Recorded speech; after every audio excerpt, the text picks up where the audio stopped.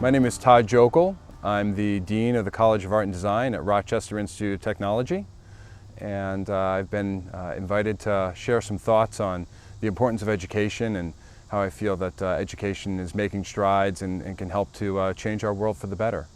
I think today there's a couple of different things that I'd like to talk about.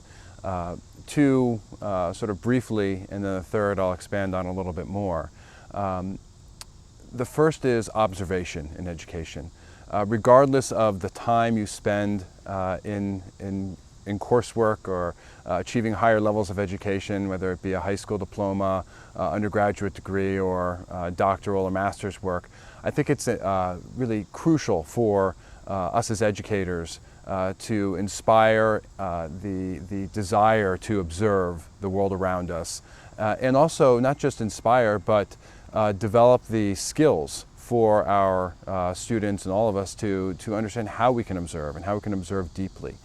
There's a lot that goes on in our world in a lot of different capacities, whether it's the sciences, the arts, politics, philosophy, you name it. There's a lot for us to take in and observe, and I think that really an important role in education is to build that capacity to observe deeply and understand what's taking place.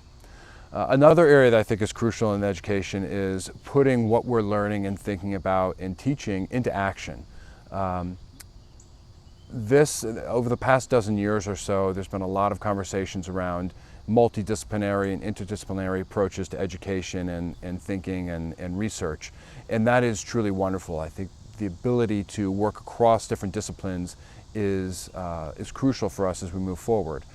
But each of those areas, each of our disciplinary areas, also have very specific ways that we've developed over centuries or millennia in how we can think and test and create new knowledge and explore existing knowledge. Part of education and in those disciplinary areas as well as multidisciplinary is how we then engage that and catalyze it so that it can become kinetic energy and put into action. And then the final element that I'd like to talk about, and this is the area I'd like to explore a little bit more, is the idea of creativity. Obviously, I have the good fortune of leading one of the premier colleges of art and design at a dynamic institution at RIT. Creativity, in my mind, is a very higher order cognitive process that humans are capable of engaging in. Creative thinking.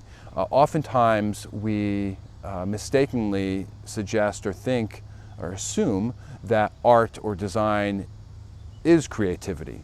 But actually art and design and the products that we develop, the pieces of artwork that we create, those are examples of how we put our creative thinking into action.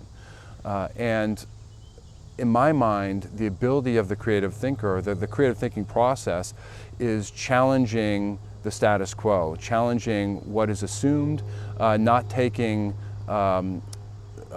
information or ideas at just face value. It's diving deeper and being willing to ask crazy questions, to pose problems differently, approach problems differently. And I really do firmly believe that creativity and the arts and design are needed more so than ever as we are working as a species, humankind, to solve some of the intractable intractable problems of our times. Those problems could be decades old, they could be millennia old, whatever the case might be, but approaching them in different ways, in creative ways, is going to be crucial. Lastly, I think the notion of art for art's sake, creativity for creativity's sake, just to bring into this world, to birth ideas and artwork and products and designs that are beautiful, that are ingenious, and that make our lives better, just on those merits alone, are entirely worthy causes.